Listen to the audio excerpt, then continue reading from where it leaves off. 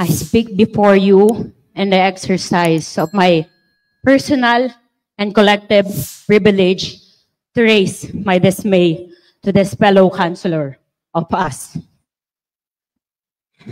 Sa totoo lang, hindi ko mapigilan ang aking sarili sa mga maaari kong bitawan na salita, kaya minabuti kong na lamang sinulat at basahin sa inyo.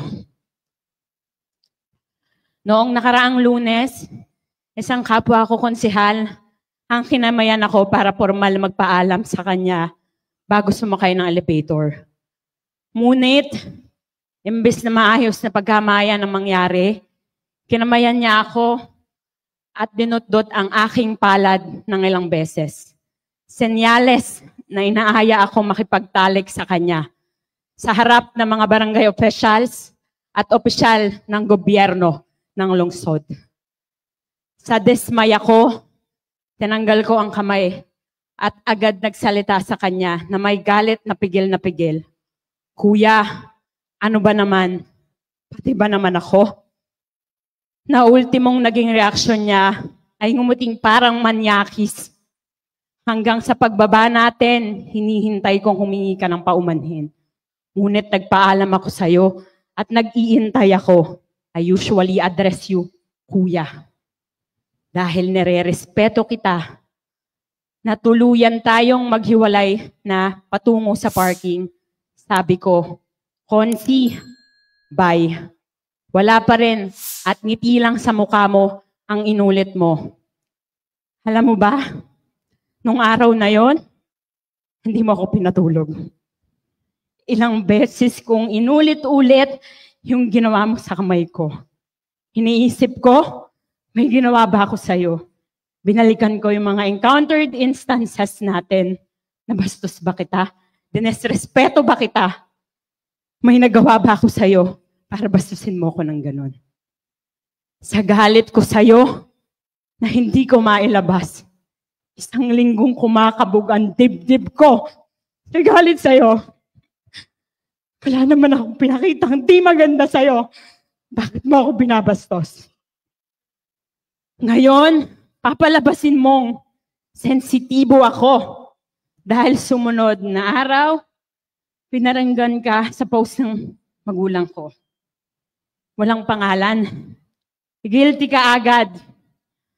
Nang hingi ka ng pasensya, justifying it by saying, biro lang yung kahapon. At ganun kayong magbiruan ng tiyahin mong si Auntie Linda sa balik-balik. Nagasampalok rin naman ako. Pero ni minsan, hindi ako naka-encounter ng ganong kamayan. At hindi ako si Auntie Linda mo na para ganunin mo. Ilang beses mong ginawa. Sabi mo sa mga ilang kapwa nating konsehal dito, isang beses mo lang ginawa sa akin. Maipaalala ko sa iyo, bago ang okasyon ng Lunes last week, ongoing ang session. Anong ginawa mo sa akin? Pagkatapos mo magsalita doon, kasama si Konsehal DJ, dinibati si Kotsi Uno, lumapit ka dyan, bumalik ka sa upuan mo. Gusto lang kitang batiin na ang galing mong magsalita. Suminyales ako sa'yo ng high five, binaba ko, anong ginawa mo? Dinot-dot mo na naman yung kamay ko!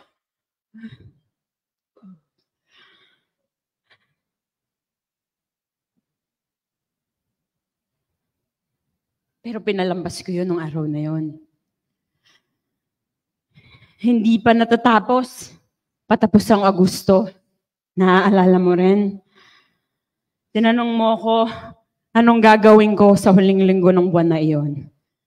Sabi ko, magpapamasahe ako dahil stress ako nitong nakaraang buwan.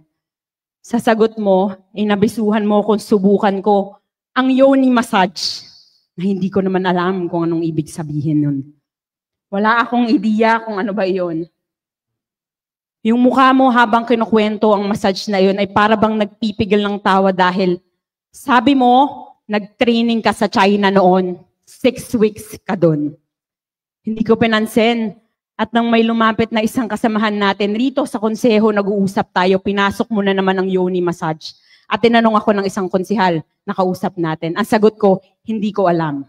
At ginugel niya ang lumabas, a massage that focuses on the female genitalia, na kinagulat naming dalawa ng kapwa nating konsehal. Sariwain mo pa, ilang beses mo kong sinasabihan, pag nakasuot ako, nang kita ang dibdib ko, sasabihin mo sa akin at lilingon ka dyan sa likuran ko. Bakit ko tinatago? Buksan ko pa ang damit ko. Marami ka ring binurang mga random messages mo sa akin, katulad ng nakasitro ka kanina. Good morning, sexy. Inaabangan ko ang suot at buhok mo kanina. Patingin muna ng good morning face mo at pantulog mo para good morning talaga. Meron ka pang mga sinend sa akin na link ng yoni massage at sabi mo, yoni affairs yun. Kaya sa mga kapwa ko babae sa lungsod ng Maynila, sa buong Pilipinas at sa buong mundo, hindi nyo kailangan magpanggap para tratuhin kayo ng tama at hindi kayo nag-iisa. Hinihikayat ko kayong lahat, huwag mangamba, huwag magsarili, huwag mag-isa, huwag magkulong, huwag matakot. Wala kayo, wala tayong dapat ikahiya. Dapat rito, sa taong abusado sa atin, tinatayuan, tinatawag, nilalabanan sa tamang paraan. Kaya kagalang-galang, Ryan Ponce, shame on you for treating us women like an object. Hindi ba matanggap ng ego mo? Katrabaho mo ang isang babae sa loob ng plenaryang to. Kaya gusto mong binabastos kami para ma-uplift ang pagkalalaki mo. Tumayo ako rito para maging ehemplo. Sabi ko, ba't ba nangyari sa akin to? Siguro sabi ng Panginoon, anak, alam kong hindi ka tatahimik at magiging boses ka ng mga kapwa mo kababaihan na pinagdadaanan to.